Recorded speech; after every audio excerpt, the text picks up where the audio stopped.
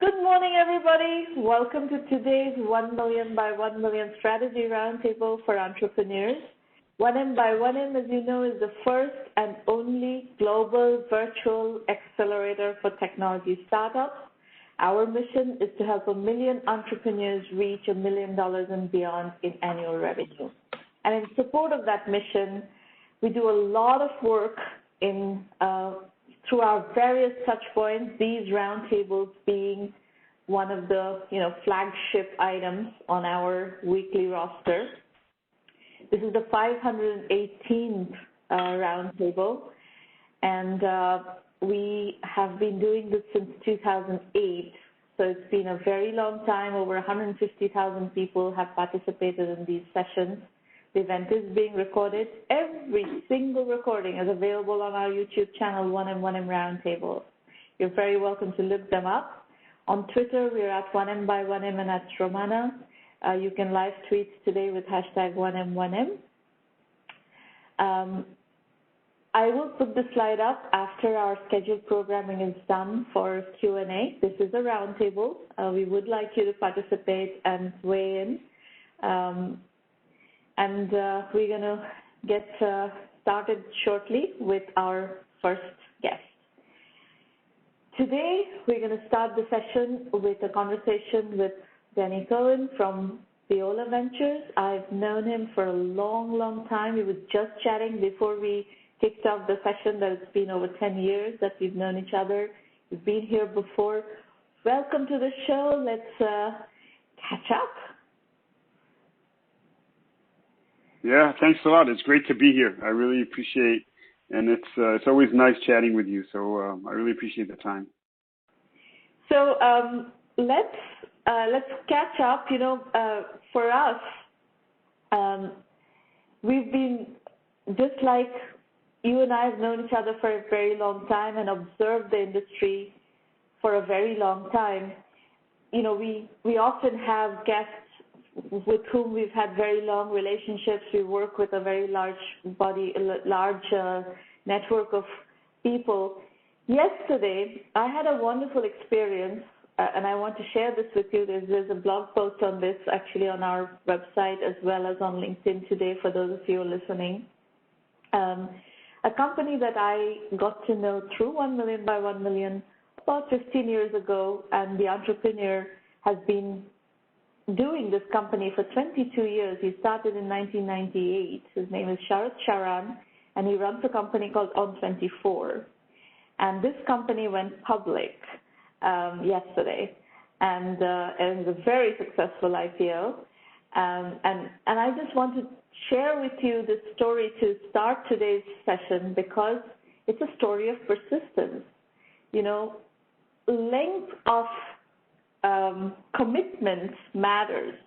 Length of commitment matters in what you choose to do, how persistent you are to execute against your conviction, and so forth. So I'm a very big believer in persistence, length of commitment, and also length of relationship. So, Danny, let's catch up on what you've been up to since we last spoke and what's going on with Viola. Sure, yeah, so definitely persistence. And, it makes you think that in today's market, which is such a bull market and everything goes up and up and up and up, sometimes we don't give enough attention for people that are persistent, and it takes them a little bit more of a while to get value creation. So it's always nice to hear someone that it's been at it for over 20 years. Look, for us at Viola, it's been, a crazy year, right? I think like everybody else. I told someone yesterday that in April we thought that this is a replay of 2008 all over again, right? Because the markets were so bad. Then 6 months later, we feel it's 2000 all over again, right? With the market so up high. So it's been quite bipolar. But it's been a fantastic year for us on the business side. I wouldn't say so much on the personal side, just because of being at home the whole time. But we can talk about what's happening in Israel. But the market is booming. We got our startups really doing great stuff, and the valuations are there, the exits are there. So it's been a good year. So what fund of Viola are you on right now? Is it the second fund? No. Yeah, we're investing out of Fund 5. Fund 5. Yeah. No, that's okay. So we started in 2000. So we've been raising approximately every 4 or 5 years, and we just are finishing up on our 5th fund, which is about a $200 million fund. You were not with Viola all along, though. No, I was with Gemini, which is another Israeli fund. So I was with Gemini with 12 years, and then I moved to Viola about 8 years ago. Okay. So how big is Viola's current fund? Yeah, so Viola, we have a few funds, actually. We have a ventures fund and a growth fund. So overall, we manage almost $3 billion, which is a big number for Israel for sure. But again, I focus all my time on the ventures early stage side, and the early stage side is, again, about $1 billion under management, 5 funds of $200 million each. So that's our current size. And what check size are you writing? Yeah, so, what hasn't changed for us is that we're early stage investors, so we do seed A, B, so we haven't changed. And our focus in the area also hasn't changed. What did change is the market. So seed A, B used to be, seed was 250 and A was 3 million and B was 10 million. Now seed is 3 million and A is 15 million. So we still do seed A, B, but we try to keep our check size somewhere in the round between, I would say, $1 million on the low end and up to 10 million. So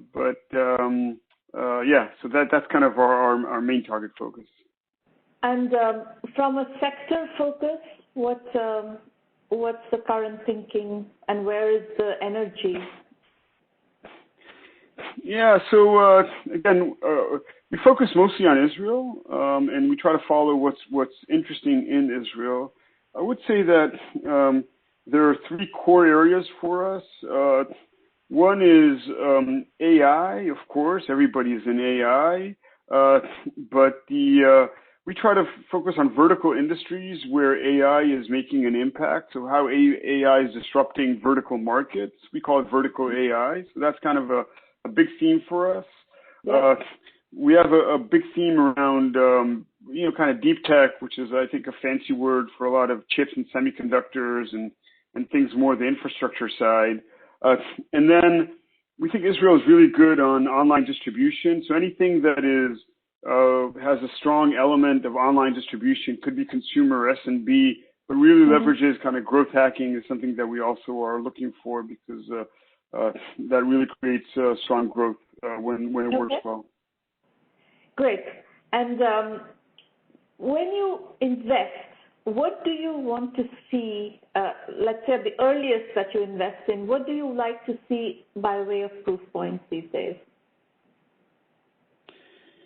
Yeah, so, we always, I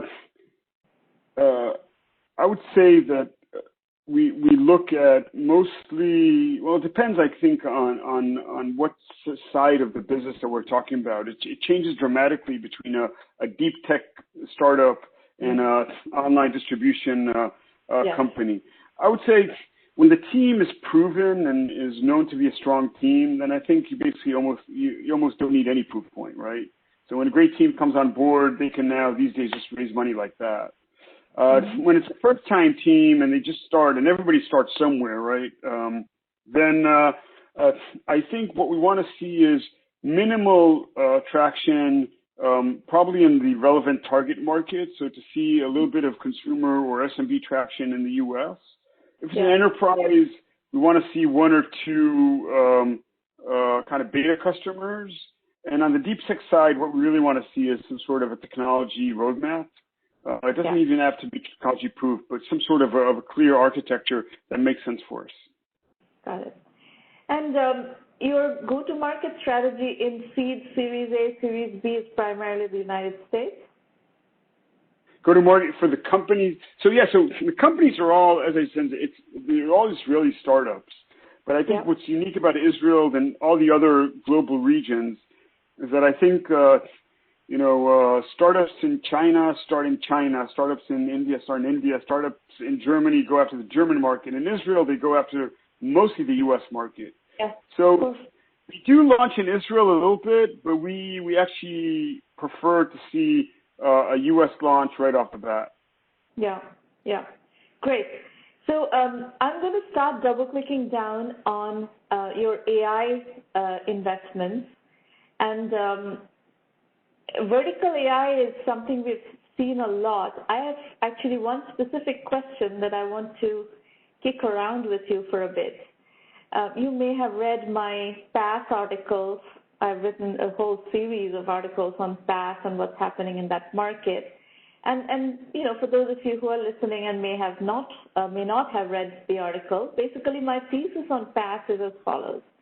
You have a AI company, SaaS company starting with a particular use case, a particular functional domain, or a particular vertical domain, and then there's a whole stack underneath that is built, which is often opened up as a platform to build other verticals, build other functions, so on and so forth. So in AI in particular, this is a very promising opportunity. We saw the strategy very successfully followed by Salesforce.com, and as a result, Salesforce dominates the PaaS market today. There are other players who are following this strategy, like Atlassian is doing a nice job. Atlassian now has over $100 million in PaaS revenue. Shopify is following this strategy. And there are a bunch of data companies like a Snowflake, for example, is following that strategy, and so on and so forth. So there is there's maybe one vertical that you go to market with, or maybe even within a vertical you go to market with one use case, but there are many other use cases that could be tackled within that vertical even. So what are you seeing in your portfolio? How are companies being built? And let's go over some case studies of interesting companies that are thinking about this strategically. Yeah, so I think you outlined it perfectly in a sense that companies can do that by disrupting vertical markets, and you can do that by growing to horizontal functions. It's a little bit of a different strategy on both sides, right? Yeah. One of our favorite examples, we're investors in a company called Verbit, which is what they do is they do transcription. Actually, they can go and transcribe exactly this session right now. And transcription has been an area that has been booming, especially in the COVID area, because so much is happening online, right, in universities and in the legal industry and healthcare industry. But they leverage AI to do a much, much better transcription at a much lower cost, right? So it's a services-based industry that did it by putting people that listened and wrote down what they heard, right? And leveraging AI, they can basically transcribe at a fraction of the cost of what was done by the services industry. So you have a market that is basically dominated by a very, kind of low margin business, and now tech is coming in and basically buying up everybody in that industry and kind of taking up all the customers, and the company is growing so fast, right? So it's basically leveraging a great need with unique technology. What of course is interesting is once you start working on it, the more customers you get, the better you get, right? Because the data in AI is an asset that makes you that key advantage is improving you in the market. So you get better at what you do, you get more customers, you get even better, you get more customers. So that virtuous cycle is something that we see is quite unique, and that company has been working very nicely in gaining true market share. We've seen a very similar play in a company that hasn't launched yet, so I'm not going to mention the name, but is doing something similar around kind of HR side, right, which is collecting HR information across the company and basically leveraging that to give inside information to the head of HR, which is exactly an area that's been doesn't have enough data, and leveraging data of around employees gives better insight to the HR manager. And again, once you launch that and you start working with the different companies, you leverage the data you get to give better insights to ongoing customers. The challenge, I think, for all these companies is the initial data start, right? So if you look back historically for SaaS companies, they did a product and they could launch. For these companies to get launched, they need to work on some sort of a subset of data, and that data takes a much longer time to go to market for the initial side, which basically requires a little bit of a bigger investment at the seed and A rounds. Yeah, yeah. Now, the first one that you talked about, Verbit, where you're doing transcription, what vertical applications are you going after first? Yeah, so they most of their revenue at this point, I think, comes out of the education industry. So mostly online courses that need to be transcribed. And again, that market has just been, growing so fast because of COVID, right? That everything is happening online. So that's their main market. But they are also operating in the legal market again as well, which is a very large market. Also. Legal, healthcare, right? The patient transcripts and so forth. Healthcare transcription is a very big market. And is this, when they go into other verticals, are they working with other, system integrators or other ISVs who are building apps on top of those that platform? How are they going to market? No, mostly I think they're going market. They go to market directly, right? So it's an online distribution. They basically have their own sales force, and so far it's been directly interacting with customers. I don't think they've been going through ISVs, through system integrators at all. All right, cool. All right. What else is interesting in your portfolio of the companies that you're particularly excited about?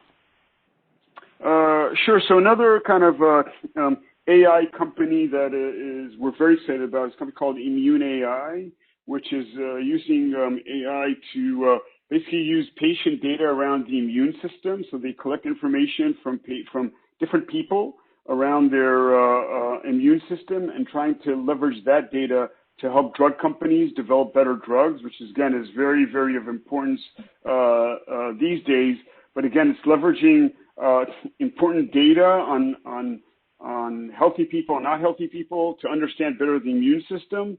We're very excited by that company because we think the potential, the immune system is definitely one area that is not understood enough. And again, I think in 2020, we understand that it has critical part of saving humanity, but they're trying to leverage that to think about cancer and other areas. So that one is a company we're very excited about.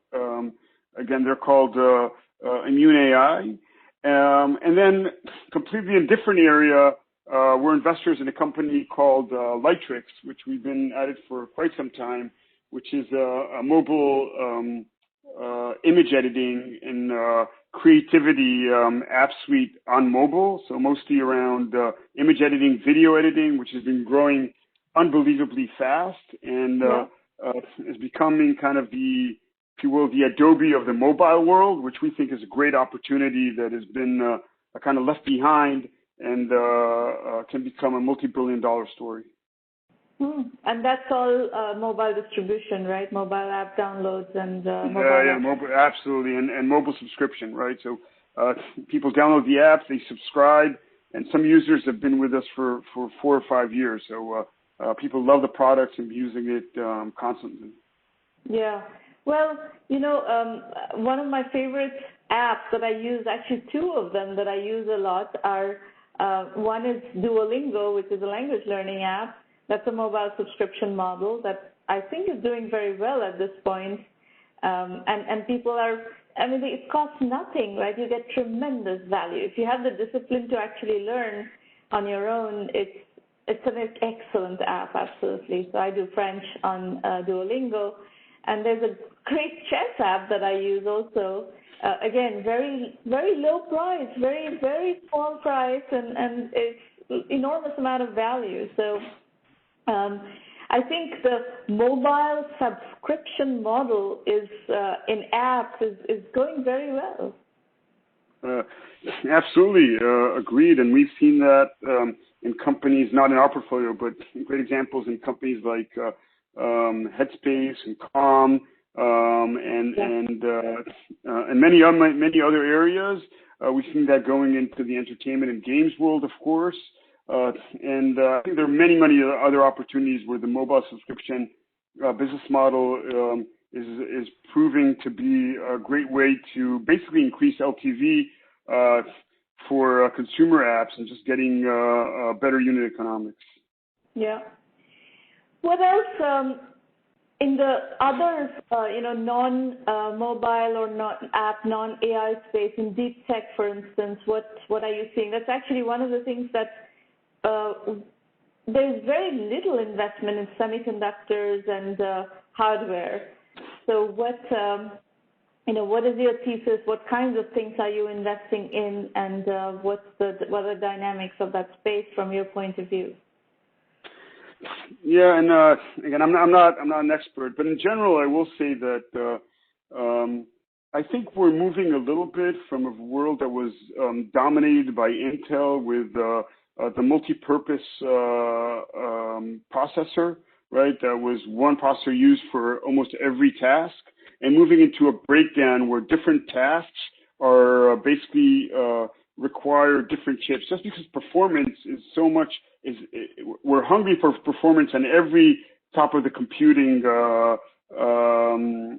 side, right? So dedicated chips for AI, dedicated chips for storage acceleration, in many different areas. We call it in a little bit of the breakdown of Intel, but I think maybe not great for Intel, but that's a great opportunity for new semiconductor companies. Israel is very strong on semiconductors, so we see a lot of entrepreneur activity there.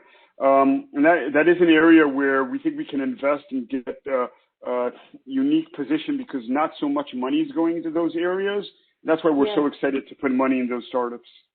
Yeah, well, and it needs that money because, a very small percentage of the venture capital industry is willing to do those kinds of businesses right now. And I think that category of entrepreneurs are really having a hard time getting financed.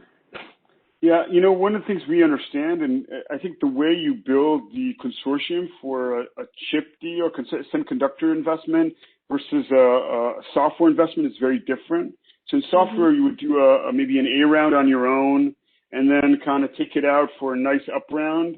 I think on the semiconductor side, you come in with a consortium right up front with 2-3 funds, and they fund it for the rounds after that, just because it takes time to really unlock the value. When it unlocks, it's amazing, but you need to have more money around the table when you start. Yeah. Well, there's going to be at least one major acquirer who needs a strategy. Intel lacks a strategy right now, so Intel is quite desperate for looking for good, high potential companies in that space, I think. NVIDIA, on the other hand, is going gangbusters. This market that you talked about, AI chips and stuff, and NVIDIA dominates that marketplace. It's very. By the way, NVIDIA acquired in Israel Mellanox, which was a huge acquisition last year. And they are definitely, they're the big gorilla there. So, I mean, those are all big companies that are hungry for acquisitions, which is a great opportunity for us. Yeah. All right. Well, I know you have a meeting in just a few minutes, and you have a hard stop. So I will let you go. Thank you for coming, and we will continue in the conversation in a bit, okay? Thanks a lot. It's great seeing you, and it's great catching up. Thanks a lot for the time. Likewise. Bye-bye. Bye. Folks, we are going to go to Q&A. I see a lot of people asking questions, so why don't we actually start with Q&A. We don't have entrepreneur pitches today. We're going to have a shorter roundtable, but so Junaid, RFN, your question is how to calculate valuation for early stage startup. There are some thumb rules, but a lot of it is somewhat subjective. But when you talk early stage, it's hard to answer that question because early stage could be pre-seed, it could be seed, it could be post-seed, it could be pre-Series A, it could be a small Series A, and it could be a traditional Series A. And the valuations are very different in each of those categories. Valuation is a function of your team, your market, your validation level, your, do you have paying customers?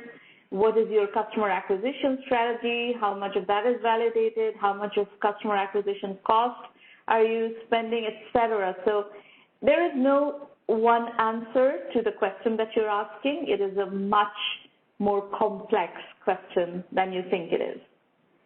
Your second question is, if I get selected in Y Combinator program, do I need to quit my full-time job? I believe so. I don't think Y Combinator will let you keep your job and do your startup on the side. We do. In 1Mby1M, you can keep your job and do bootstrapping with a paycheck. We have no problem with that.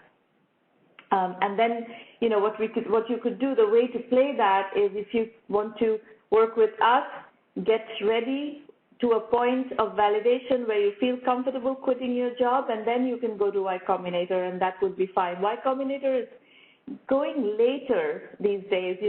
Very early stage startups are of less importance to Y Combinator. They're investing in things that are more validated and have a little more traction. So you could we are seeing quite a few companies in our portfolio where they're doing 1Mby1M first, getting things validated, learning here, and then going to Y Combinator after 1Mby1M, which is perfectly fine with us. You have a third question, Junaid. I am a software engineer building the MVP. As you suggested, I will bootstrap from paycheck. I don't know how long should I continue from paycheck. It really depends on how quickly you can start to get paying customers. So if you like, you're welcome to bring your, pitch and come and talk to me around your pitch, and I will be happy to give you more direct feedback specific to your situation. Or you can join the 1Mby1M program and work with me on a weekly basis, and I'll give you feedback accordingly. Let's see. Prem Rao, you have a restaurant business who's working to get into frozen food and online distribution. You're renowned for your food and service during normal times. As I realize, your company supports IT companies. The IT integration is imminent in the current scenario into the hospitality catering industry. Your company, the minute you become primarily an online distribution company, you will fall in the category of e-commerce. And we do plenty of e-commerce companies. So you're most welcome to use the program to learn how to do the business. There's a whole section on how to build e-commerce companies, and we are very experienced in building e-commerce companies, so we can help you plenty in that field. All your audios are enabled, so if anybody wants to chat, ask questions by audio, you're very welcome to do that. Maureen, could you please share Dharmesh Singh's company, Deal Radar, from yesterday, I think it was, or day before, that we published, Deal Radar, fullcast.io. I want to talk about that company a little bit. So this is a company, Maureen will share the link with you in a moment. Fullcast.io is a company in our portfolio that has already gotten to $1 million annual recurring revenue, and we just started introducing them to investors. And, we've had tremendous response for this company. And I'll tell you, you may want to read the way we have written this story of the company and how we present the company. This is the link that we send to investors. You will see it's well fleshed out. The TAM is well fleshed out, the validation is well fleshed out, the average deal size is fleshed out, etc. And this is the kind of presentation where pretty much all the ducks are lined up. This is where you start getting good traction. So my recommendation to you is get yourselves organized. You can work with 1Mby1M and get yourselves organized and then go out to raise money, because otherwise you're going to get a lot of rejections and nothing will come together. Pulling together a funding round, if you don't have your ducks lined up, is not so easy. We have a small video, but it's about a 3-minute video called Probability of Fundraising. You may want to look that up as well, where I explain how to improve your probability of getting funded. So let me spend a few minutes explaining to you how to use 1 million by 1 million, and then I will take more questions. Any of you who wants to chat, ask questions is welcome to do so. So all our resources are at 1Mby1M.com. We have a terrific blog series. We have entrepreneurs who've been reading this blog for 10, 12, 13 years and building companies using the lessons they're learning from the blogs. And nowadays we even feature some of the companies who have been, learning through the blog, and they have reached $5 million, $10 million in revenue, and that's wonderful to see. In some cases, maybe $1 million, $2 million. Our Entrepreneur Journeys book series is also a good material to study with. These are case study-based books, 12 to 16 case studies per book, and they're all available on Amazon. These roundtables happen every week. You're very welcome to come and pitch, and I will give you direct feedback on your project. Our premium program is where you can get feedback on a weekly basis, as well as where you get to the introductions to investors, potential customers, channel partners, etc. And you have access to our curriculum through the premium program as well. We do media for you, as I just showed you the media work that we've just done for full cast. That is what the investors are looking at and so forth. I recommend that you look at the self-assessment on our website, and it's a questionnaire. This is the due diligence questionnaire for financing. So go through that questionnaire and try to answer those questions. If you get stuck, I would strongly recommend go through the bootstrapping course. It's a free course on our blog. And then if you need specific topic-based, knowledge gap plugging, you should go do 1M1M Basic, which is our curriculum-only option. That's $99 a month. So in any case, if you dig around on the website, look at what the premium program offers, what Basic offers, FAQs, video FAQs, the full description of the curriculum, you'll get a feel for how this program runs. It is a case study-based program. We have lots of case studies of successful entrepreneurs who have generously shared how they've gotten to where they've gotten to, and you can learn from them. Obviously, we make investor introductions. We work with over 300 investors. You just met one earlier today, and one thing we insist on is investor-entrepreneur fit. You're going to need to understand who is a good investor for you, and we will help you through that process and then accordingly introduce you to those investors. Our methodology is bootstrap first, raise money later. You need to learn to get to a certain point of validation with a bootstrapping strategy. That is all. We have free roundtables February 11th and 18th, and then March 4th, 11th, 18th, 25th. So there are 6 roundtables coming up. Go ahead and book your slot to pitch at any of these, and I will work with you on your project. These are safe working sessions. We can go back to questions. Junaid Arafin has another question. How do you calculate customer acquisition cost? For instance, what is the cost for Airbnb? I don't know what is that cost for Airbnb, but I can assure you Airbnb knows what is that cost. There are methodologies of doing all this. Junaid, I think a very good starting point for you would be to join 1M1M Basic and spend 50 to 100 hours of just doing the curriculum without quitting your job at all right now. You will learn a lot, and try to answer the self-assessment questions. I think you are perfect for just getting your knowledge base just built up around what you need to do, how you need to, what you need to do.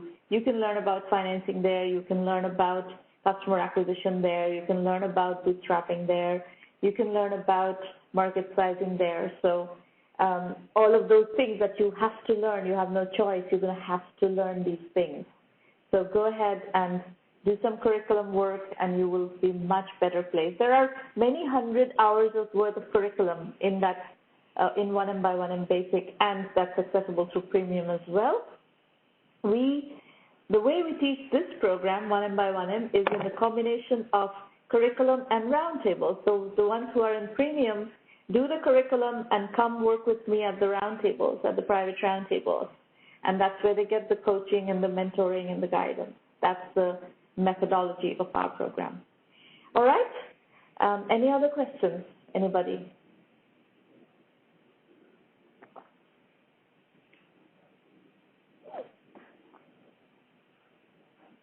Yes? No? Prem, do you have any other questions? Did I answer your question properly?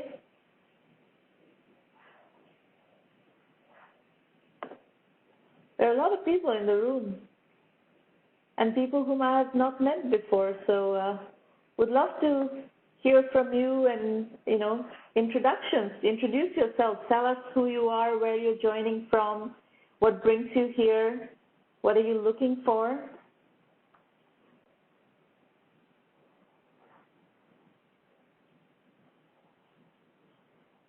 No? You don't want to introduce yourself? There's Bren from Taunton, Somerset, UK, yeah? Very good. You have a vegan restaurant. Excellent. Excellent. There are very definitive methodologies that we can teach you on how to turn your vegan restaurant into an online delivery business.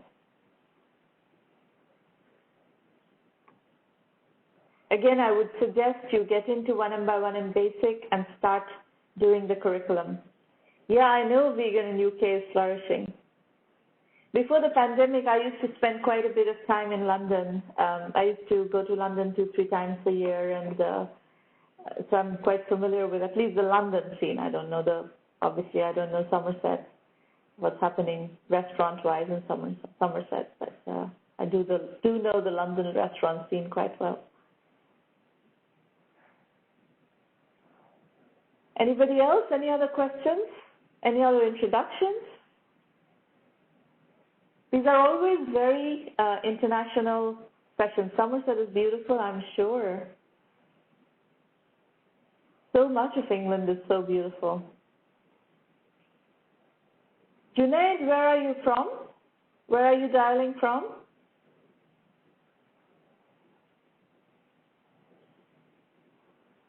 You're from New York? Okay. In the city or in somewhere else in the States? Manhattan. Okay, cool. Very good.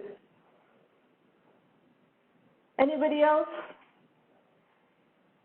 All right, I don't see any more questions, so we are going to adjourn the session today. Normally, by the way, folks, we have investor discussions in the beginning, and then we also have conversations with entrepreneurs actually working on people's projects and strategy and how to accelerate and so forth. So today we're going to do a slightly shorter session, and let me introduce you to Irina Patterson. If you have questions about the program, you're very welcome to talk to Irina.